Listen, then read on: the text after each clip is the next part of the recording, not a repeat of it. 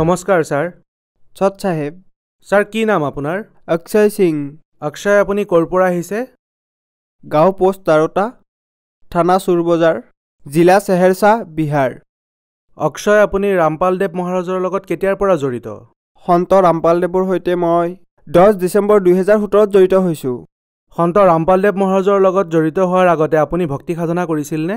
হয়, মই শিৱৰ পৰম শিষ্য আছিলোঁ। শিৱক আটাইতকৈ ডাঙৰ ভগৱান বুলি মানিছিলোঁ আৰু গুৰু বনাইছিলোঁ স্বামী অগানানন্দ মহাৰাজক। তেওঁ ব্ৰহ্মা বিষ্ণু মহেশ্বৰৰ ভক্তি দিছিলে। যাৰ আপোনালোকে পূজা কৰে, মনে বিচৰা মতে দেৱীৰ চিলেকশ্যন কৰি লওক। এইটো মন্ত্ৰ জপ কৰিলে এইটো হ'ব, এইটো মন্ত্ৰ জপ কৰিলে এইটো হ'ব। অক্ষয়, আপুনি যিহেতু গুৰু ধৰিছিলে, শিৱদেৱৰো আপুনি ভক্তি কৰিছিলে, তেন্তে কি কাৰণত আপুনি সন্ত ৰামপালদেৱ মহাৰাজৰ শৰণলৈ আহিলে? ছাৰ, মই ব্ৰহ্মা বিষ্ণু মহেশ্বৰৰ ভক্তি কৰাৰ পিছতো নিচা বহুত কৰিছিলোঁ, ভাং বহুত খাইছিলোঁ। মই 8টা ভাং ৰাতিপুৱা, 8টা ভাং দুপৰীয়া, 8টা ভাং ৰাতি খাইছিলোঁ। 24-25টা ভাঙৰ টোপোলা মই সদায় খাইছিলোঁ, যিটো কথা মোৰ সম্বন্ধীয় বন্ধু বান্ধৱ সকলোৱে জানিছিলে। মই ভক্তিটো কৰিছিলোঁ স্বামী অগানন্দদেৱে কোৱা মন্ত্ৰৰ দ্বাৰা, কিন্তু মই নিচা এৰিব পৰা নাছিলোঁ। শিখৰ গুটখা খাইছিলোঁ, চাধা খাইছিলোঁ, বিড়ি খাইছিলোঁ। আচলতে মই সৰুৰ পৰাই নিচা কৰিছিলোঁ। মানুহে মোক মদাহী ভাঙৰো বুলি কৈছিলে, পাগল বুলিও কৈছিলে, কিন্তু এইবোৰে মোক একো প্ৰভাৱ পেলোৱা নাছিলে। ছাৰ, আপুনি কৈছে যে আপুনি অত্যাধিক মাত্ৰাতকৈও বেছি নিচা কৰিছিলে, তেন্তে আপুনি সন্ত ৰামপালদেৱ মহাৰাজৰ বিষয়ে কেনেকৈ গম পালে? এজন অনিল দাস নামৰ ভকত আছে, তেওঁৰ লগত জ্ঞান চৰ্চা হ'ল। তেওঁ মোক পৰমাত্মাৰ সকলো জ্ঞান দিলে। আগতে মই একোৱেই জনা নাছিলোঁ। মই ইমান নিচা কৰিছিলোঁ, ভাবিছিলোঁ কেনেকৈ হ'ব পাৰে, এইবোৰতো ফাল্টু কথা, মই ফাল্টু কথা বুলিয়ে ভাবিছিলোঁ। সন্ত ৰামপালদেৱৰ বিষয়ে মোৰ মনত যিহেতু মই নিচ মানুহ আছিলোঁ, সেয়েহে বেয়া ভাৱ আহিল। মই ক'লোঁ যে বৰবালা কাণ্ড হ'ল, কৰোঠা কাণ্ড হ'ল, বেয়া মানুহে কথাবোৰ এনেকৈয়ে ভাবে। মই তুচ্ছ নিচ মানুহ আছিলোঁ, মই নাজানিছিলোঁ। যেতিয়া মই 10 ডিচেম্বৰ 2017 সন্ত ৰামপালদেৱ মহাৰাজৰ পৰা নাম দীক্ষা লৈছিলোঁ, সেইদিনাখনো মই 9টা ভাঙৰ টোপোলা খাই গৈছিলোঁ। ৰাতিপুৱা শিখৰো খাইছিলোঁ। মোৰ মা দেউতাই ভাবিছিলে যে মইতো মৰিম। সকলো সম্বন্ধীয়ই কৈছিলে ইটো মৰিব, নাবাচিব বেছিদিন, ই কেতিয়া মৰিব, ইয়াৰ কাহিনী কেতিয়া শেষ হ'ব কোনো ঠিক নাই। কিন্তু মোৰ বিশ্বাস আছিলে যে যদি আছে পূৰ্ণ পৰমাত্মা সন্ত ৰামপালদেৱ মহাৰাজ যি জেলত আছে, তেওঁ মোক সহায় কৰিব। আৰু ছাৰ, মইতো তাত ভাং খাই গৈছিলোঁ। ছেক্টৰ 7 দিল্লী দৰকাত মই নাম দীক্ষা ল'লোঁ। ছাৰ, সন্ত ৰামপালদেৱ মহাৰাজৰ পৰা নাম দীক্ষা লোৱাৰ পিছত আপুনি লাভ পালেনে? নিচা এৰিব পাৰিলেনে? সন্ত ৰামপালদেৱ মহাৰাজৰ পৰা নাম দীক্ষা লোৱাৰ পাছত মোৰ আটাইতকৈ ডাঙৰ লাভ এইটো হ'ল যে মই ৰাতিপুৱা 8টা ভাং, দুপৰীয়া 8টা ভাং আৰু ৰাতি 8টা ভাং খাইছিলোঁ। মোৰ সেই ভাং, চাধা, তম্বাকু আৰু গুটকা সেইবোৰ খোৱা নিজে নিজে বন্ধ হ'ল। তেওঁৰ মন্ত্ৰত ইমান শক্তি আছে ছাৰ, মই নিচাই এৰি দিলোঁ। যদি মই মিছা কৈ আছোঁ, যিসকলে মোৰ ইণ্টাৰভিউ, ঘৰৰ সম্বন্ধীয়, বাহিৰৰ সকলে যদি চায়, যিসকলে মোক নিচা কৰি থকাৰ ৰূপত সৰুৰ পৰাই দেখি আহিছে, 9ম-10ম ক্লাছত তেতিয়াৰ পৰাই দেখিছিলে, তেওঁলোকে নিশ্চয় জানিব যে মই মিছা কোৱা নাই।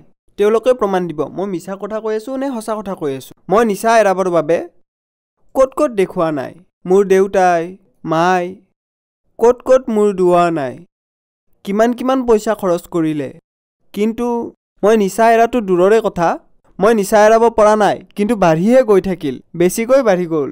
আগতে মোক নিচাধাৰী বুলি কৈছিলে, ভাঙৰো বুলি কৈছিলে, ভাঙৰো বুলি কৈছিলে। এইবোৰ কথাই কোনো প্ৰভাৱ পেলোৱা নাছিলে মোক। মই মোৰ নিচাত মগ্ন হৈ আছিলোঁ। কাৰণ ছাৰ, ভাঙৰ নিচা এনেকুৱা হয়, নুসুধিব আৰু। যেতিয়াৰ পৰা সন্ত ৰামপালদেৱ মহাৰাজৰ পৰা নাম দীক্ষা ল'লোঁ, তেতিয়াৰ পৰা মই সকলো নিচা বাদ দিলোঁ। আৰু ইয়াৰ সাক্ষী মই নিদিওঁ, মোৰ সম্বন্ধীয়সকলে দিব, মোৰ গাঁৱৰ মানুহে দিব, ঘৰৰ মানুহে দিব। আজি মোক ভগতদেৱ বুলি কয়, মহাত্মাদেৱ বুলি কয়। আহা বহা, প্ৰণাম প্ৰণাম, বহা মহাত্মাদেৱ।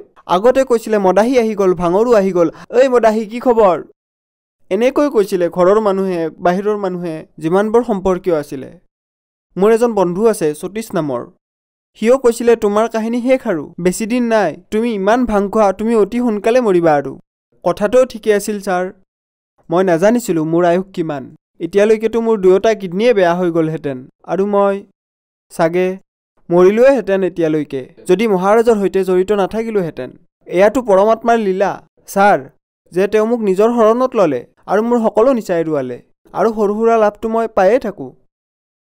ছাৰ আপুনি বহুত নিচা কৰিছিলে আপুনি ভাঙৰ টোপোলা খাইছিলে এদিনত 3-3বাৰকৈ আৰু বহুত কিবা কিবি নিচা কৰিছিলে সৰুৰ পৰাই আৰু আপুনি ভাবিছিল যে আপুনি বেছি দিন জীয়াই নাথাকে কিন্তু সন্ত ৰামপালদেৱ মহাৰাজৰ পৰা নাম দীক্ষা লোৱাৰ পিছত আপুনি সকলো নিচা এৰিলে আপুনিও কমসে কম 1000 বাৰ চেষ্টা কৰিছিলে নিচা এৰিব পৰা নাছিলে কিন্তু সন্ত ৰামপালদেৱ মহাৰাজৰ পৰা নাম দীক্ষা লোৱাৰ পিছত আপুনি নিচা এৰিব পাৰিলে ছাৰ এইটো কেনেকৈ সম্ভৱ হৈ আছে ছাৰ কথাটো এনেকুৱা যে মই ক'ব বিচাৰিম ছাৰ এই কথাটো মই নিজেই অনুভৱ কৰিছিলোঁ সন্ত ৰামপালদেৱ মহাৰাজে মোৰ নিচা এৰুৱাব নোৱাৰিব যিদিনাখনেই মই নাম দীক্ষা ল'বলৈ গৈছিলোঁ সেইদিনা মই 9টা ভাঙৰ টোপোলা খাইছিলোঁ ভাবিছিলোঁ আহি আৰু খাম মোৰ দৰে নিজ মূৰ্খ মানুহে গম পোৱা নাছিলে যে সন্ত ৰামপালদেৱ মহাৰাজ নহয় পূৰ্ণ পৰমাত্মা কবীৰ চাহাবৰ অৱতাৰ তেওঁ সকলো কৰিব পাৰে আজিৰ তাৰিখ 25 অক্টোবৰ 2020 আৰু 10 ডিচেম্বৰ 2017 সেইদিনাৰ পৰা মই আজিলৈকে চুপাৰেও চোৱা নাই আৰু নুচু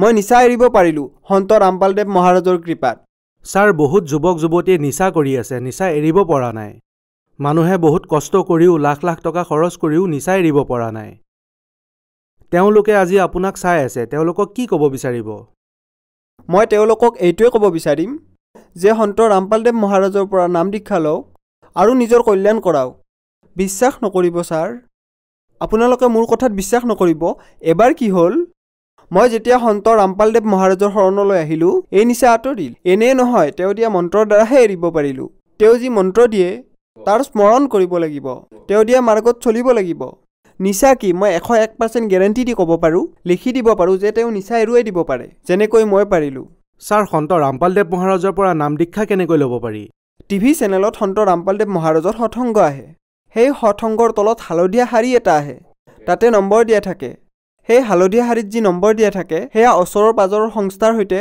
জড়িত কৰায় আৰু তাতে ফোন কৰি নিজৰ ওচৰৰ পাজৰৰ সংস্থালৈ যাওক আৰু সন্ত ৰামপালদেৱ মহাৰাজৰ পৰা নাম দীক্ষা লৈ নিজৰ নিচা আৰ্থিক মানসিক আৰু শাৰীৰিক সকলো সমস্যাৰ সমাধান কৰক ধন্যবাদ ছাৰ সৎ চাহেব